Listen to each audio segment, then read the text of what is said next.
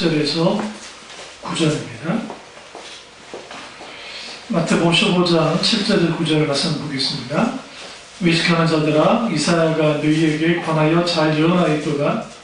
이르시되 이 백성이 입술로는 나를 공경하되 마음은 내게서 멀도다. 사람의 계명으로 교훈을 삼아 가르치니 나를 헛되이 경배하노다 하였느니라 하시고. 아멘. 말씀 제목은 회복되어야 할 작고 불편한 예배라는 말씀으로 오늘 나누겠습니다. 회복되어야 할 작고 불편한 예배라는 말씀으로 오늘 나누겠습니다. 신종 코로나 때문에 주일날 모여서 예배드리기가 참 쉽지 않는 그런 상황입니다. 그럼에도 불구하고 주께 나와서 이렇게 예배 드릴 수 있다는 사실이 참 귀한데요. 오늘날 하나님께 예배 드리는 것이 무엇일까? 이제 단순히 종교적인 어떤 의무이기 때문에 나와서 예배 드리는 것인가?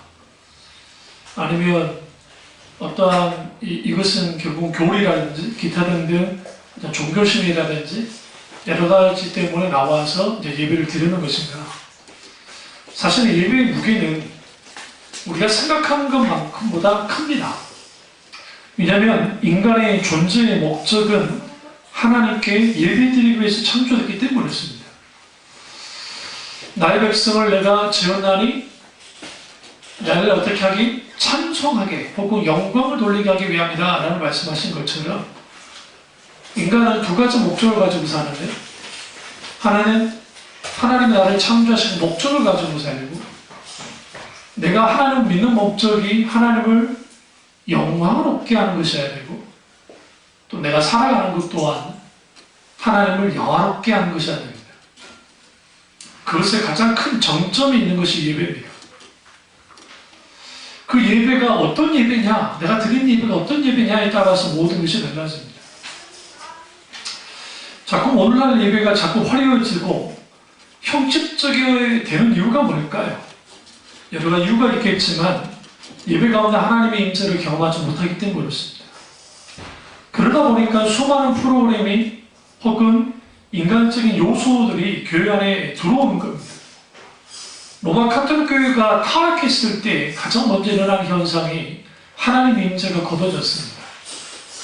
하나님의 임재가 거둬지자 수많은 이 조형물들 혹은 부조들, 석상들을 만들기 시작했고, 그리고 거대한 성당이 등장했습니다. 그걸 그림도 있고요. 그리고 스테인드 글라스라고 하는 기법을 통해서 신성한 분위기를 연출합니다. 그래서 성당 안에 들어온 사람들이 느끼는 것은 여기에 하나님이 계신 것 같고 여기에 뭔가 신이 함께한 것 같은 느낌을 받습니다.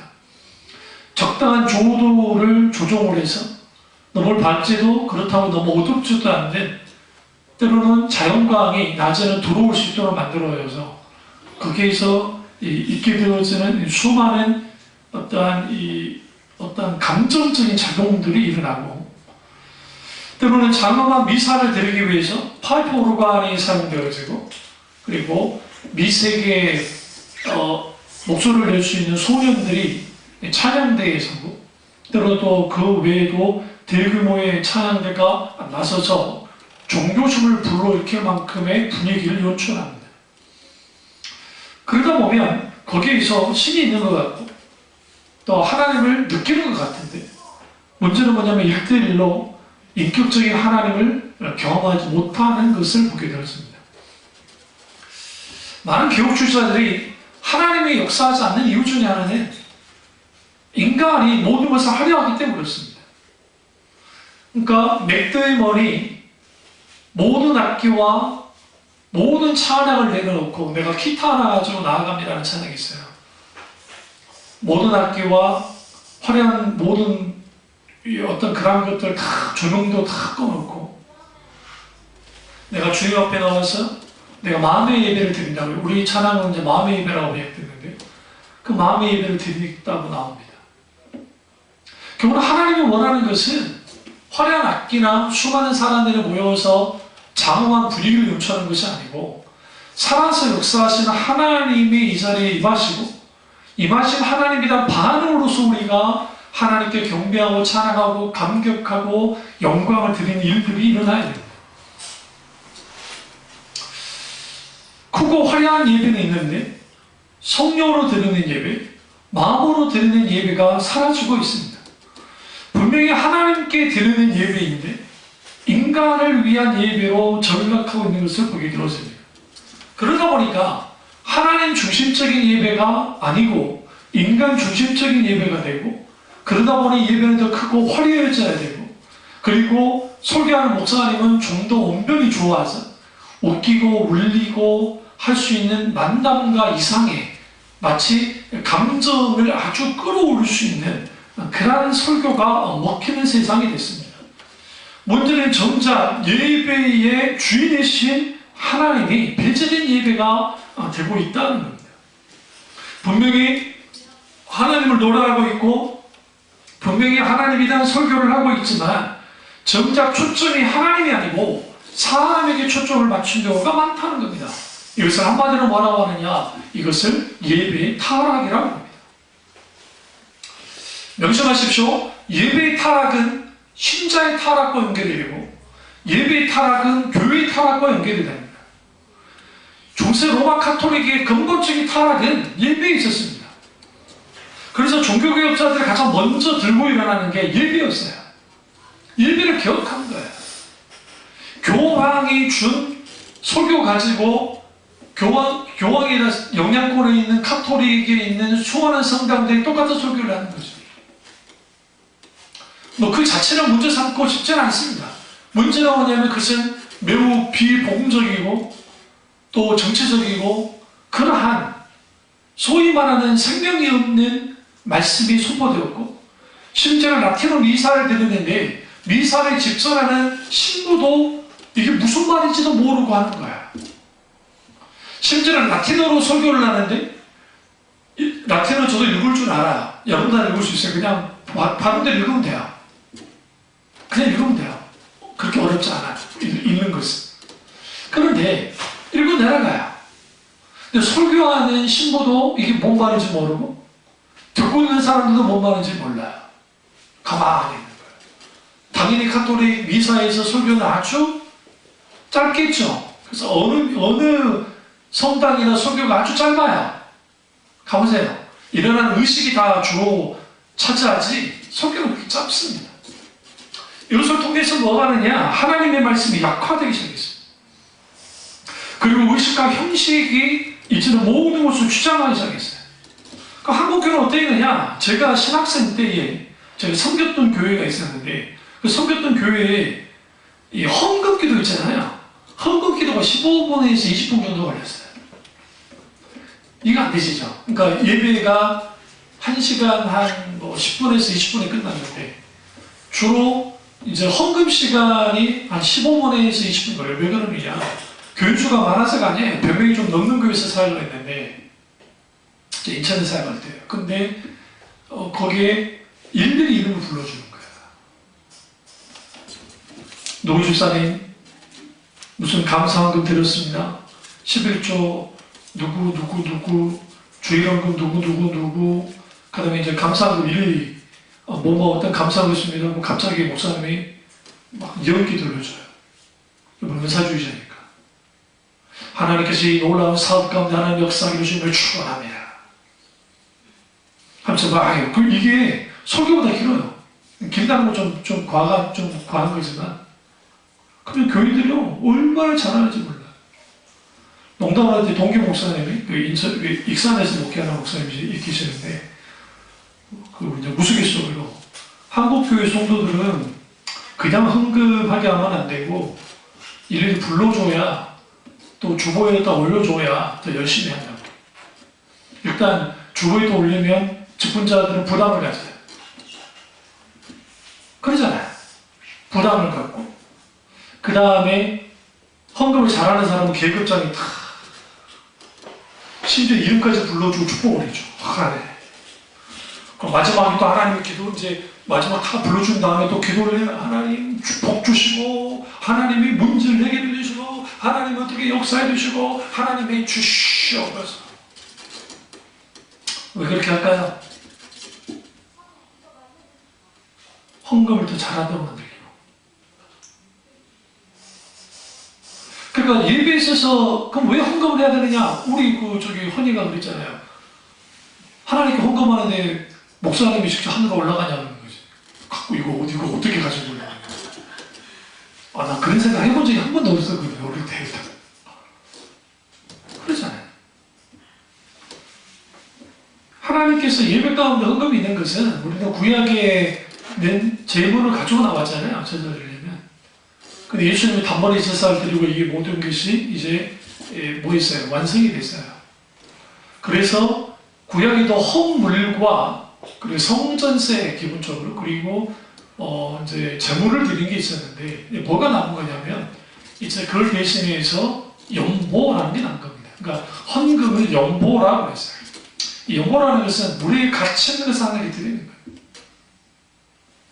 그러니까 마땅히 드리는 게 옳다고 이제 일하는 소에게 마음을 씌우지 않는다는 말을 통해서 주일 정도로 일을 하는데 어떻게 그럼 살겠어요? 뭐 직장을 갖고 있는 게 아니고 일을 먹기만 하는데. 그렇기 때문에 일하는 소에게 입에 망이를 먹이지 않고 한다. 그래서 결국은 헌금의 쓰임새 속에서 교회적인 어떤 구조적인 사역, 교회 운영하는 것, 동시에 목사님들이 아니면 목회자들이 먹고 살 수 있는 것까지 하는 거예요. 그러니까 구약에도 레위인들을 그렇게 했던 것처럼 레위인은 땅을 주지 않았잖아요. 그는 하나님께 드리는 헌물을 가지고 살게 만들었던 것처럼 그게 이제 내려온 겁니다.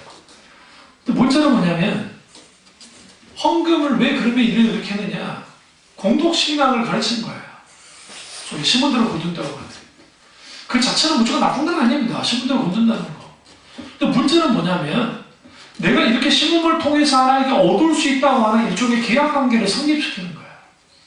예배가 일종의 하나님께 복을 받아내는 수단이 되어지고 또 예배가 내가 하나님께 위로받고 또 뭔가 내가 여기에서 뭔가 많은 것을 얻고 가는 것으로 이해한 겁니다.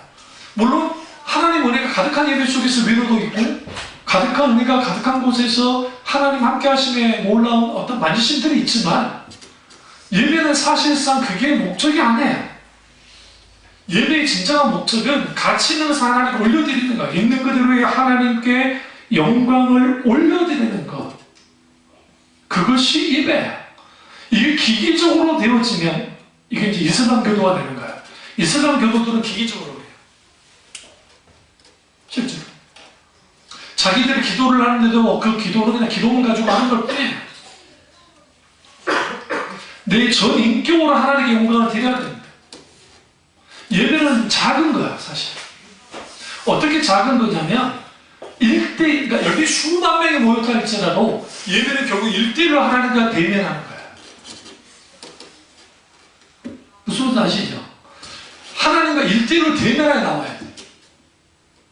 다시 말하면, 교회가 크든 작든 건물이 크든 작든 상관없이 내가 예배에 나왔을 때는 하나님과 1대1로 대면하여 나왔고 우리는 마당 뜰만 밟는 것이 아니라 지성소 안까지도 들어가야 돼요.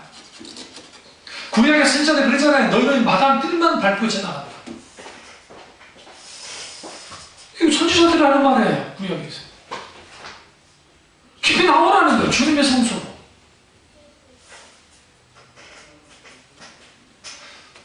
젊은 청년들이 군대 가가지고, 크리스찬 청년들 군대 가가지고 가장 먼저 한 게 뭐냐면, 훈련소가 힘들잖아요. 교회 가면 다 울어요, 거의 대부분. 저도 펑펑 울었어요. 울었던 이유가 서울에서 온 게 아니라 예비 들을 수 있음에 대해서 울었어요. 하필이면 저를 그 시점에 봉사시킨다고 이제 종교활동 못하게 막는 거예요. 제가 순번이 돼가지고. 그러면 안 되거든요. 근데 이제 우리 때는 아직까지 막 강압적인 게 있으니까 군대 기도를 하나님 기도를 했죠. 하나님 이번에 난 주일 성수하기로 합니다. 하나님 함께 해달라. 가서 이제 딱 말하면 갑자기 네 번을 부르면서 너는 가도 돼. 그래서 이제 가서 이제 예배를 딱 드리는데 자리에 앉자마자 우기 시작했어요. 나만 봤더니 다 울어. 이제 초코파이 얻어먹으러 온 녀석들은 안 울어. 그러니까 원래 교회 안 다녔던 애들은 울진 않는데 그 신앙생활 했던 친구들이 많이 울어요. 그 목사님 설교도 안 들려. 그럼 자매들이 와가지고 찬양하는 경우도 있거든요. 그럼 이제 그 찬양을 보면 내가 불과 지금 며칠 전에 하나님께 예배했는데 나는 뭔가 생각이 들어요. 우리가 하나님께 예배드려요. 그 예배는 일대로 하나님께 서는 것이기 때문에 아주 가치 있습니다. 아무리 많이 모이는 교회에서 예배를 드린다 할지라도 인격체신 하나님을 만나고 하나님께 영광 드리고 하나님에 대한 감탄과 그리고 하나님의 아름다움을 맛보는 것이 없다고 한다면 그것은 죽은 예배예요. 아무리 화려한 음악이 있고 수많은 군중이 모이는 예배가 할지라도 그 예배는 아주 초라한 겁니다. 우린 초라하다고 생각지 않아요. 왜? 화려하니까. 어디 모였으니까. 사람들이 넘쳐나니까. 잘 들으십시오. 예배에서 가장 중요한 것은 예배에 찾아오시는 하나님을 담을 그릇일 거예요. 그 그릇은 우리의 믿음이겠죠. 그러나 사실은 뭐냐? 우리의 신앙 고백이에요. 우리의 신앙 고백으로 하나님을 담아야 돼요. 하나님 우리에게 담겨진다는 것이 아니라 내 신앙 고백이 있는 예배가 되어질 때에 주님이 함께하는 예배가 되어져요. 그 예배가 어떤 예배예요? 작고 불편한 예배입니다. 어떤 글을 하나 읽었는데, 어떤 그 글을 읽었는데, 오늘날 어떤 교회를 불가피하게 뭐 지방이라든지 아니 뭐 기타 뭐 명절 때 어디라든지 갈 수 있잖아요. 그래서 본교회가 아니고 다른 교회 가서 이제 예배를 들을 수 있는데, 어떤 교회에 가서 심령이 찢기고 아주 불편하고 뭔가 그 말씀 가운데 나를 막 흔드는 듯한 설교를 들어보는 그런 것이 과거에는 있었는데 오늘 거의 없잖아요.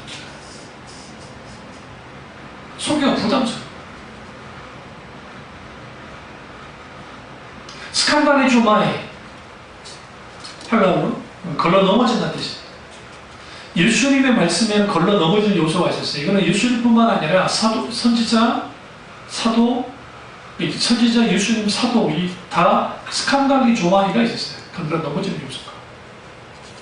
말씀은 두 가지 역할을 합니다. 하나는 살리지만 말씀은 깨뜨려요. 깨부셔요.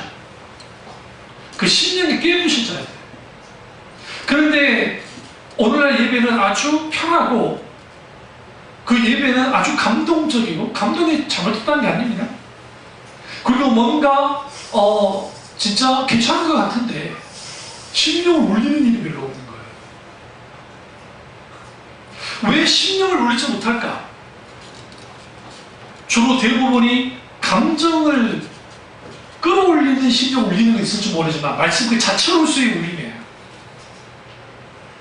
이걸 뭐라고 하냐면 영혼의 울림이라고 김나수 목사님 말하는 게 있어요. 원래 신앙사람에서 영혼의 울림이 있어야 됩니다. 근데 영혼의 울림이 있는 사람 특징이 뭐냐면 하나님 앞에 단독자로 서서 하나님을 묵상하는 사람들이에요. 하나님을 묵상하는 사람들. 그리고 그 하나님 앞에 단독자로 서면서 그 하나님 앞에 하나님의 아름다움에 그 말씀의 깊이 속에 들어가 되어지면 영혼이 울리는 거예요. 그 울리는 영혼을 가지고 어떻게 나갑니까? 복을 두고 나가는 거죠. 크고 화려한 예배는 인간적인 프로그램과 분위기와 때로는 군중 심리에서 이끌릴 확률이 높습니다. 그래서 종교개혁자들이 군중 심리를 제어하기 위해서 빠른 비트의 음악이라든지 이것들을 다 못하게 만드는 겁니다. 음악을. 그래서 단순율 찬양, 시편송이라고 하는, 지금 그걸 고수하는 분들이 있어요. 우리나라에도. 그걸 저는 그런 거는 좀 그럴 수 있다고 생각해요, 그분들은. 그런데 저는 그보다는 성경의 구약의 시편을 보면 소고침을 춤추며 찬양하고 온 땅에 마무리에 찬양하죠. 거기에 수많은 음악적인 기호들이 있어요. 그게 아직도 뭔지를 몰라요. 고고학자를 찾아도 이스라엘 사람도 몰라요. 근데 그게 뭐냐면 추측하기를 요즘 말하면 어떻게 찬양해라는 그런 것이에요. 그러니까 다양하게 하나님의 찬양은 잘못됐다고 생각하지 않습니다.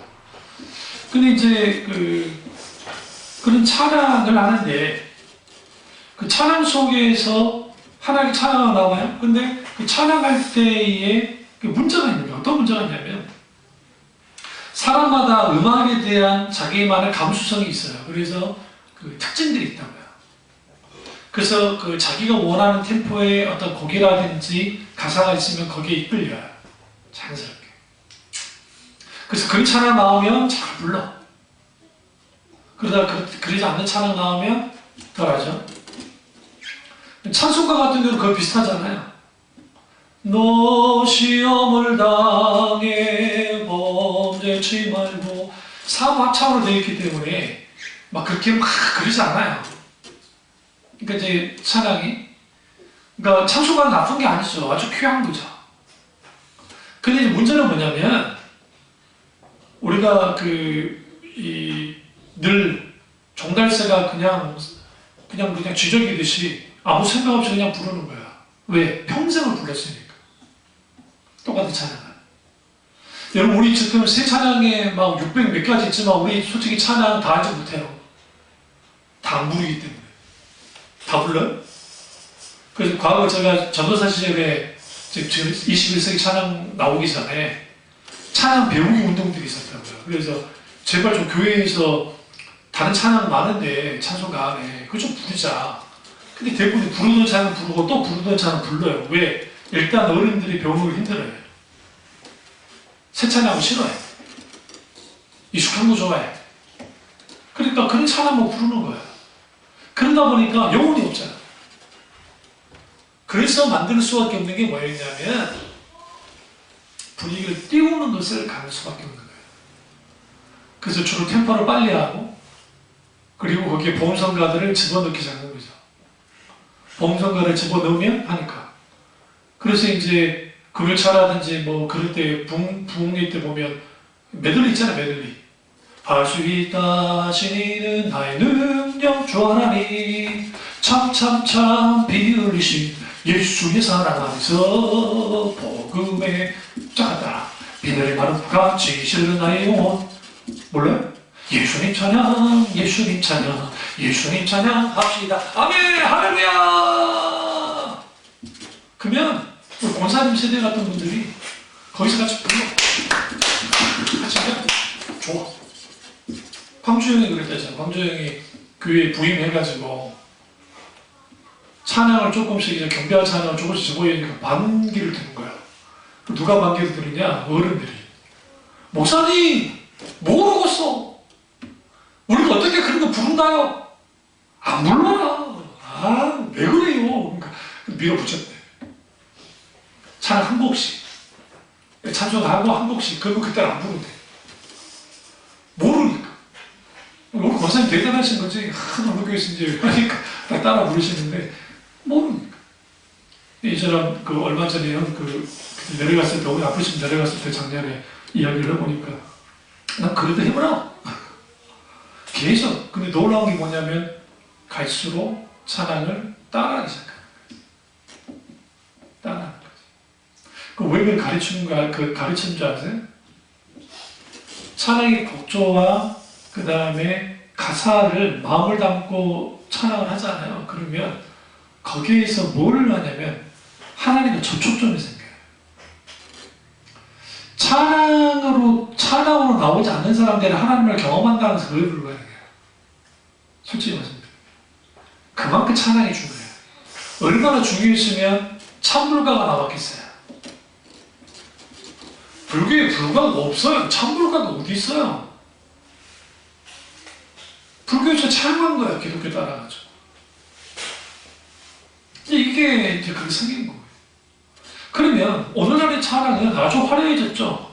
오케스트라, 그 다음에 수많은 악기들 동원해서 해요. 그러면 이제 이 친구들이 훈련을 받을 거잖아요. 훈련을 받고 나오니까 저는 찬양 사역자라고 하는 분들을 비하할 생각은 없습니다만은 이분들 크나큰 약점은 신학의 부재예요. 저는 그래요. 이 사람들 교회에서 사역하려면 분명히 무조건 신학 교육을 시켜야 한다고 생각해요. 그래야 이상한 길로 안 가요. 이 친구들이 애매해요. 세상 가수도 아니고 그렇다고 해서 완전히 교회 안에 그런 찬양하는 사람도 아니고 아주 애매한 위치에 있어요. 그 이유는 뭐냐면 이 사람들이 신학적으로 온전하게 교육되지 않았기 때문에 이게 안 되는 거예요. 그러니까 그쪽 계통에 있는 친구들이 신앙 좋은 애들 거의 없어요. 이런 말씀 드리는 거지만. 저 선배 목사는 학을 떼요. 왜? 그 활동을 해봤기 때문에. 그들의 생각하는 사고방식, 이런 것들이 아주 세상적인 것과 그 밀접해요. 왜 그러냐면, 여러 음악을 접하기 때문에, 저도 음악에 대해서는 포용적인 사람 중에 한 명이에요. 그러니까 우리 교회에 다양하게 살아가잖아요. 그럼에도 불구하고, 걸어낼 건 걸어내거든요. 그 이유가 있어요. 그 이유는 뭐냐면, 너무 심할 정도로 뭐 하느냐, 이제는 소위, 이 사람들의 감정을 확 끌어올려가지고, 분위기만으로도 끌고 나가버리면 이건 하나님 역사하실 수도 있어요. 맥데이먼의 말처럼 모든 걸 다 내려놔야 하는 거예요. 그러니까 설교자도 내려놓고 찬양인도 다 내려놓고 그렇게 나가야 돼요. 그러면 거기에서 하나님을 깊이 만나죠. 깊이. 예배는 본질적으로 불편한 겁니다. 사실 왜냐하면 거룩하신 하나님을 만나러 나올 때에 우리는 우리 죄를 인식하고 하나님 앞에 회개하고 돌이켜야 돼요. 우리는 매 순간 하나님께 나와서 나의 죄를 회개하고 선포되는 설교는 청중들이 듣고자 하는 설교가 아니고 하나님이 하고자 하는 말씀이 선포되어져야 돼요. 문제는 오늘날 너무나 많은 교회가 이것을 잃어버렸다는 거예요. 그러다 보니까 지나치게 인간 중심적인 예배가 되어버렸고 사람들과 분위기를 압도하는 성가대와 화려한 오케스트라가 동원되어져서 정교하게 조종하는 뭔가 조명과 그리고 거기에 있는 화면으로 비춰지는 수많은 어떤 그런 장치들이 사람들을 아주 뭐하게 만드니까 업되게 거기에 감정작용이 일어나죠. 그래서 찬양도 설교도 온통 감정이 직접적으로 호소합니다. 성단의 찬양, 중세시대 때 흡사히 들었던 성당에서 들어졌던 죽음기사 비슷한 형태로 나오고 있습니다. 보이지 않는 하나님, 성령의 역사심보다는 인간의 언변과 정교한 프로그램 예배를 주도하는 거죠. 그러다 보니까 이제 여기 이거예요. 소위 강한 열광주의적인 교회, 그러니까 지금 신천지식으로 예배드리는 교회가 있어요, 우리나라에도. 정통 교회인데도 불구하고. 근데 그건 왜 그러냐면 신천지 예배 형태는 우리나라 은사주의 교회를 그대로 본다는 거예요. 그들이 만들어낸 게 아니에요, 사실. 여러분 그런 걸 경험하지 못했으니까 저는 어릴 때 여러 집회를 참여해서 저는 출신자체 순복음이기 때문에 그걸 다 알아요. 그래서 이스라 불란하게 막 구로에 한 교회가 있습니다. 이란 아니지만 천안역 쪽에 있습니다. 침례교인데요. 그분들의 예배 형태를 딱 보시면 아주 전투적이에요. 그리고 분위기가 아주 정말 대단합니다. 착착 맞춰가지고 십자가 군병들아 주 위에 일어나 강직천사입니다. 이거 나쁘다는 거 아니에요. 이거 오해하시면 안 돼요. 틀렸다는 것도 아니에요. 근데 여기서 이제 조심해야 될 게 있다는 거예요. 그건 뭐냐면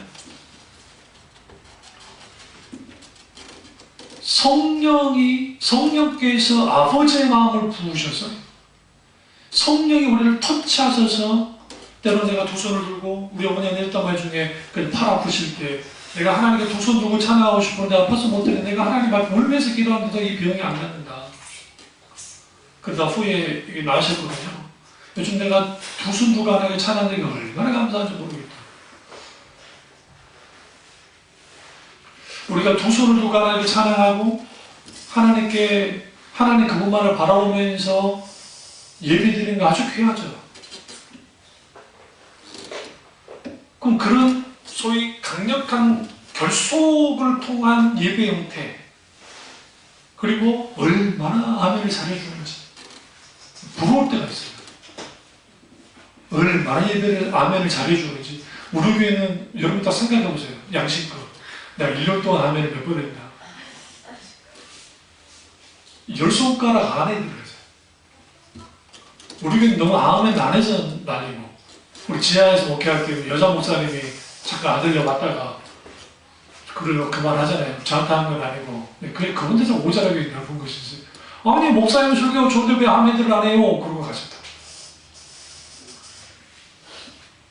아멘을 안 하시네.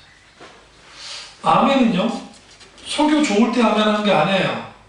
이게 착각하고 있는 거예요. 아멘은 그 말씀이, 그러니까 아멘의 뜻은 정말로 진실로 그렇습니다 라고 하는 강력한 동의예요. 거기는 내가 이 말씀대로 살겠다고 하는 뭐까지 의지 표명이에요. 신앙 고백이죠. 받아들이는 거죠. 이 말씀 내게 선포됐어요? 근데 그 말씀이 나의 말씀 돼야 될 그때는 아멘 하는 거예요. 아멘. 왜 주는 아멘? 구약이나 신약이나 똑같아요. 구약의 에스라가 뭐라 합니까? 하도 울고 막 그러고 있으니까 이스라엘 백성들 너는 아멘 할지어다, 아멘 할지어다 그랬어요. 왜 아멘 하지, 아멘 하지? 그 선포된 메시지가 하나님의 회복의 메시지고, 우리가 찬양해도 우리의 상황이 힘들고 어려워도 하나님 아멘 할지어다, 아멘 할지어다. 근데 분감사들이나 그 사람들이 어떻게 받아내면 할렐루야 아멘 하죠. 할렐루야가 추임새가 된 거야. 아멘 나오게 하는 추임새. 성경에 할렐루야 아멘 그런 게 어디 있냐고. 이거 완전히 이거는 진짜 저기 누구예요? 종교 개혁자들이라든지 혹은 이스라엘 정통판 유대인들 보면 미친 일이요. 할렐루야 하면 하나님을 찬양합시다. 지나가십니다. 아멘 할까요? 아멘. 할렐루야 할렐루야 같이 하는 거예요. 하나님을 찬양하자. 하나님을 찬양하자. 그러다 보니까 예배의 분위기가, 예배의 어떤 집중도를 하기 위해서 아멘을 남발하기 시작하고, 이게 훈련을 시키는 거예요. 그래서 아멘, 아멘. 목사님이 기침해도 아멘. 다 아멘이에요. 그게 마치 뭐 하는 것처럼 내가 정말 독실한 기독교인의 모습을 보이는 것처럼 착각을 하고 있는 그런 예배 형태가 오늘날 있습니다. 그리고 이제 앞에 보여주는 어떤 그러한 것들은 이제는 분위기를 열광적인 분위기로 끌어올립니다. 그런 걸 이제 기도를 시킵니다. 우리 주여 3차 기도합시다. 주여, 주여, 주여. 부끄럽게도 저도 그 짓을 했으니까 앞에서 분위기를 하면서 방언으로 랄랄랄라. 왜 목사님 시키니까 했지. 왜? 순복음의 기본이 그거니까. 막 방언을. 그럼 교인들이 그 소리를 듣고 같이. 근데 문제는 뭐냐면 기도 다 하고 난 다음에 뭔 기도를 했는지 몰라. 속은 시원한데 무슨 기도를 했는지 몰라. 기도는 그런 게 아니야. 제가 좋아하는 찬양 가운데 기도는 놀라운 것 꽃들과의 이야기가 시라면 기도는 놀라운 것 바위와의 속삭임이 시라면 기도는 놀라운 것 아무도 몰라요 어쩔 수도 없어요 하지만 다 이루어지는 거룩하신 주님과의 대화 기도는 놀라운 것 기도는 대화예요. 나 이룬다고 해서 나 하나님 역사해주고 응답해주고 그런 거 아니에요. 물론 이거 있습니다. 성령께서 이렇게 부르짖게 하실 때가 있긴 있어요.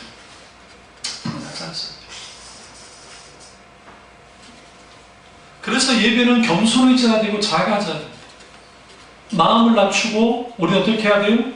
이제는 하나님께 나아가서 온전한 예배를 드려야 됩니다. 그래서 때로는 예배는 몸과 마음이 불편해야 돼요. 소위 종교적인 카타르시스와 과연된 축복에 대한 거짓 힐링을 멈춰야 돼요. 종교적인 카타르시스는 뭐냐면 여러분 농담 아니고 제가 일반 일반 노래 있잖아요. 세상 노래를 가지고 30분 동안만 여러분과 같이 거두시면서 빠른 곡을 하면 여러분 다 열려요. 찬송가가 아니어도 가능해요. 어디서 할 수 있어요? 노래교실. 아주머니도 노래교실 보세요. 짠짠짠 하면 막 아줌마 들어가가지고 막 하죠. 다 은혜 받고 가요. 얼굴이 확.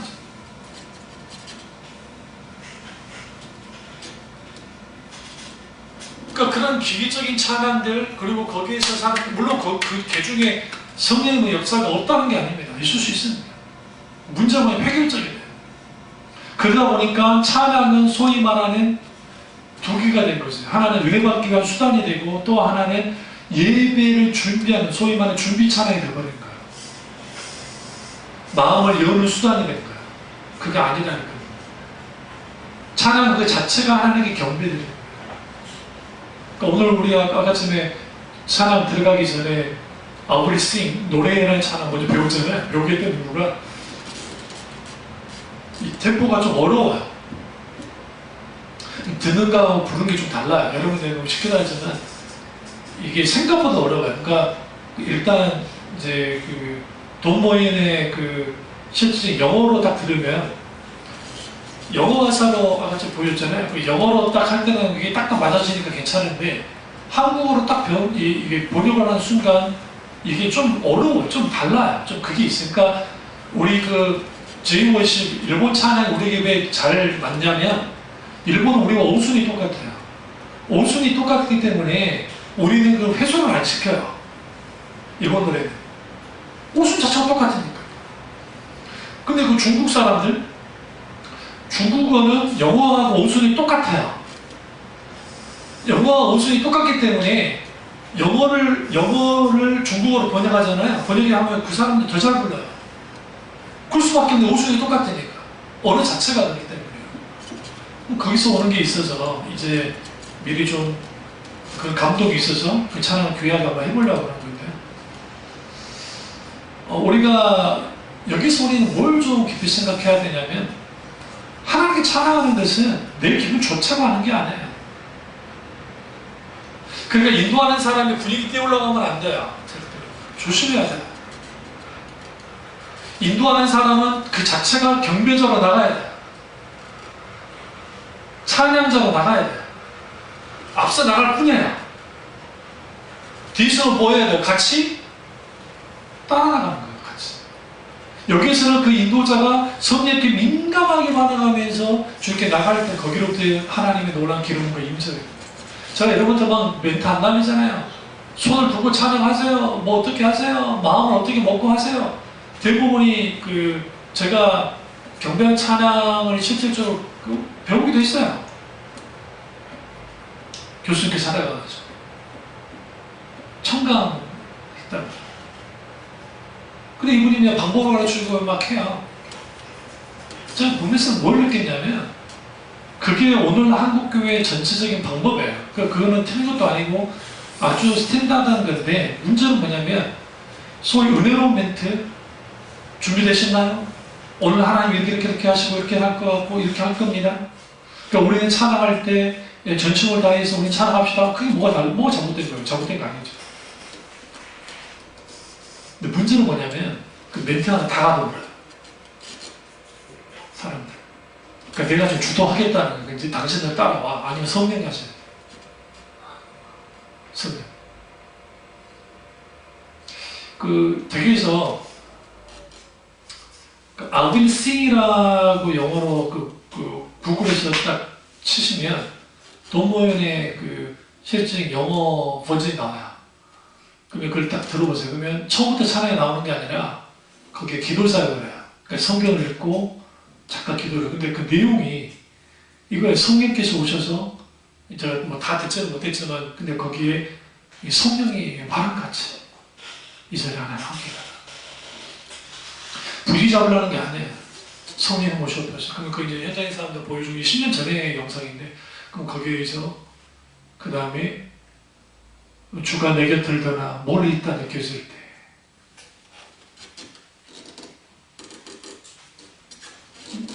때 내가 무엇을 하는지, 내가 뭐 어떻게 할 거야.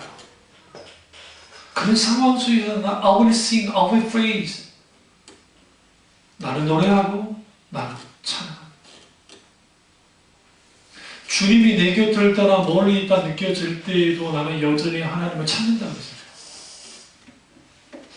우리 여기서 뭘 보셔야 되냐면 이 곡 자체도 아름답지만 그 담고 있는 소위 그 가사, 그리고 그 찬양을 하고 있는 그 찬양 인도자의 모습 속에서 그 사람이 이 사람을 막 끌어달라고 생각하지 않아요. 본인의 경배를 가요. 이게 아주 중요한 거예요.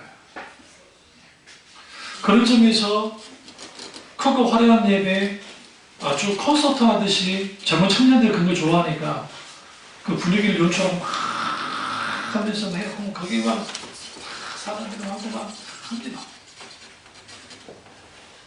문제는 속여 딱 들어가잖아요? 안 들어요. 청년들이. 다 그렇진 않겠지.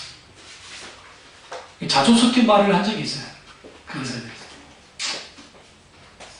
어떤 분이. 하나님은 뭘 원하시느냐. 오늘 본문에서 이제 입술로는 나를 공경하되 마음은 내게서 뭘도 다.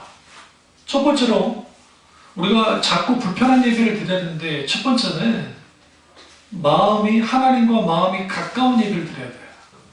마음이 가까워져야 돼요. 여러분 인간이 참 독특한 게 몸이 멀어지면 마음도 멀어집니다. 그러니까 그 우리나라만의 독특한 그게 있었잖아요. 지금은 뭐 경제 사정이 안 좋아서 그러지만 기러기 아빠들이 있었잖아요. 그 기러기 아빠들이 그 뭡니까 도른사 하는 경우가 많았거든요. 그 40대, 50대 도른사 하시기도 하고 아니면 이제 더 이상 버티지 못해서 자살한 분도 계시고 막 그랬단 말이에요. 근데 그분들이 공통점하는 말이 뭐냐면 한국에서 같이 살 때는 살가웠던 아이들이었는데 이제 막상 어쩌다 한 번씩 이제 만날 거 아니에요. 그 미국이나 보면 어쩌다 한 번씩 듣고 자꾸 보면 남 같다는 거죠. 타인같이 느껴져요. 그리고 아빠는 그냥 돈만 벌어서 아니 뒷바라지만 해주는 그런 사람이 된 것 같은 느낌을 받았다 막 그러거든요. 그러니까 사람이 그러잖아요. 하나님과의 관계 속에서 나는 하나님을 믿는다고 하면서 교회 나와서 예배드리지 않는 사람은 그 사람들이 절대로 하나님과 가까워질 수 없어요. 인터넷에서 예배드리면 되죠. 한계가 있어요. 시간이 날짜라도. 응? 그리고 직접적인 하나님과 관계, 그러니까 몸이 아프셔서 거동이 안 돼서 하는 건 어쩔 수 없어요. 저는 그것까지 원하는 건 아니에요. 사지 멀쩡하고 내가 충분히 하나님께 나와서 예배 드릴 수 있는 상황에도 불구하고 그러지 않는다? 이건 교만이에요. 나는 사람들 상종하기 싫어. 나는 그냥 하나님께 예배 드리고 신앙생활 할 거야. 그런 식의 신앙생활 어디 있는데 도대체. 그런 식의 신앙생활은 없어요. 실제로. 그 현장에서 역사하시는 하나님의 놀라운 기름 부음이 함께해요. 그러면 마음으로 가까워야 되는데 그 마음으로 가까워지려면 하나님과의 자주 만나야겠죠. 우리가 하나님과 자주 만나는 일들이 벌어지지 않으니까 문제예요. 어떻게 자주 만나요? 늘 교회 나와야 됩니까? 그렇지는 않으니까. 그렇다고 한다면 개인의 경건의 신앙생활 속에서 하나님을 매일매일 찾아야 돼요. 그리고 말씀을 가까이 해야 돼요. 우리가 하나님 오해했다는 설교를 다음 주에 할 텐데요. 그 설교를 이제 두 번에 걸쳐서 할 겁니다. 근데 우리가 내가 평생 신앙생활하면서 성경 한 번도 일도해 본 적이 없어. 성경을 가까이 해본 적도 없어. 성경이 뭔지도 몰라. 불행한 거예요. 오늘날의 한국교회에서 세계도 마찬가지지만 갖춰놓은 게 신앙생활 아주 편해야 된다라고 하는 공식이에요. 편해야 사람들이 교회에 몰려온다. 편하기 때문에 엄청나게 모여든 겁니다. 만약에 그 교회들이 편한 교회가 아니었다 한다면 끝났을 겁니다. 실제로 미국에서 있던 일입니다. 그 실질적인 그 방송, TV 분감사였고 이분이 재정적인 비리를 저질러서 감옥에 갔습니다. 그 감옥에 가서 딱 보니까 이제 내가 뭐하러 왔나 하면서 거기서 하나님께 회개하고 돌이켰죠. 어떤 하버드 대학 그 법대 교수님이 여러 사례를 연구하다가 그런 거 잘 연구하거든요. 이제 강의하듯이 하다가 이분과 재판 검사가 기소하는 거하고 이분 재판 기록을 쭉 살펴다가 검사가 무리하게 그러니까 말도 안 되게 기소한 것을 발견한 거예요. 그래서 편지를 보냈어요. 당신 이제 한 5년인가 공부를 이제 복역을 하고 있었는데 10몇 년을 받았거든요. 근데 내가 당신을 돕고 싶다. 이제 보니까 그 검사 기소가 이게 무리가 있었기 때문에 설사 당신의 범죄를 저질렀다 할지라도 이것은 무효가 될 수 있으니까 어떻게 생각하냐. 그 전에 하나님 어떤 감동을 줬냐면 이분에게, 감옥에 있는 분에게 하나님이 내보내준다는 감동이 있었다. 기도를 하는데 회개하고 돌이키고. 근데 안 믿었대. 갑자기 법대 교수가 그러니까 설마 그런 일이 벌어질까. 실제로 법정에서 다투고 그 교수님이 나서줘서 뒤집었어요. 나오니까 이제 이분이 뭐 몇백만 명에게 영향을 주는 분이었으니까 사람들이 막 몰려든 거죠, 다시. 응? 문제 좀 있었어도 아주 언변 좋고 하니까. 근데 문제는 이번에 설교가 바뀌어버린 거예요. 신앙의 본질에 입각한 설교가 나오게 되는 거예요. 사람들이 다 떠나면서. 물었어요. 그래도 이 설교를 고수할 거냐? 할 거라. 이게 성경이니까. 쉽지 않은 결정이에요. 왜 그럼 그렇게 했을까요? 예배는 편한 게 아니에요. 이건 무슨 장소적으로, 환경적으로 편안한 그게 아니라 예배는 때로는 불편해야 돼요. 왜 불편할 수밖에 없냐면 성경을 그러잖아요. 하나님 말씀이 선포될 때 어이없고 그럴 때잖아요. 그러잖아요. 예배 드리는 곳에, 말씀이 선포되는 곳에 우리가 어떻게 해야 되냐, 우리가 어떻게 해야 되느냐. 솔로몬 행강에서 베드로가 설교할 때 사람들이 반응들이 나온 것처럼 하나님의 마음과 가까이 지려면 하나님을 자주 찾아야 되고 하나님을 묵상해야 되고 하나님과 친밀한 교제가 있어야 되고 오늘 항상 하나님을 생각하며 살아야 돼요. 그래야 마음의 예배를 하나님께 드릴 수 있어요. 이거 없이 그냥 나와서 예배 드린다? 이거 아주 대단한 사람들이라 생각해요. 그리고 두 번째는 사람의 계명으로 교훈을 삼아 가르쳤다는 표현 속에서 우리는 신앙의 본질로 돌아와야 돼요. 그래야 우리가 뭐 할 수 있어요? 하나님이 원하는 예배를 들을 수 있어요. 사람의 계명으로 교훈을 삼아 가르쳤다라는 말 속에는 결국 그걸 가르치지 말라는 거잖아요. 사람의 계명을, 인간이 만들어낸 것을. 결국은 신앙의 전환, 트랜스포메이션, 전환하는 것들이 계속적으로 있어야 돼요. 오늘 저도 그렇고 여러분도 그렇고 신앙생활에서 늘 정도만 걷는다고 해서 불가능해요. 인간이기 때문에. 매 순간순간 수정이 필요해요. 수정을 통해서 뭐 하느냐? 온전한 하나님께 예배를 드려야 돼요. 바리새인들과 서기관들과 종교 지도자들은 형식과 의식적인 율법을 철저히 지켰던 사람들입니다. 그런데 그들에게 있어서 어떤 게 뭔지 아세요? 중심으로 하나님께 드리는 예배가 없었어요. 온전한 예배가. 그렇기 때문에 우리가 신앙이 그러니까 성령과 진리 위에 온전하게 서야, 굳게 서야 우리는 뭐 할 수 있느냐? 하나님께 마음의 예배, 때로는 불편하고 작지만 살아있는 예배를 하나님께 드릴 수 있는 겁니다. 오늘 이게 아주 중요해요. 이걸 잃어버린 거예요. 그러니까 자꾸 불편한 예배가 아니라 화려하고 편한 예배로 가다 보니까 이제는 수많은 프로그램이 계속적으로 가는 것이죠. 그러면 자꾸 불편한 예배를 어떻게 회복할 것인가? 그거는 이제 오늘 시간이 많이 갔기 때문에 이 말씀을 제가 좀 따로 시간을 내서 이제 구체적으로 이 말씀을 드리도록 하겠습니다. 기도하겠습니다. 기도하실 때 이 말씀이 나의 말씀이자 우리 말씀 되기를 정말 기도하겠습니다.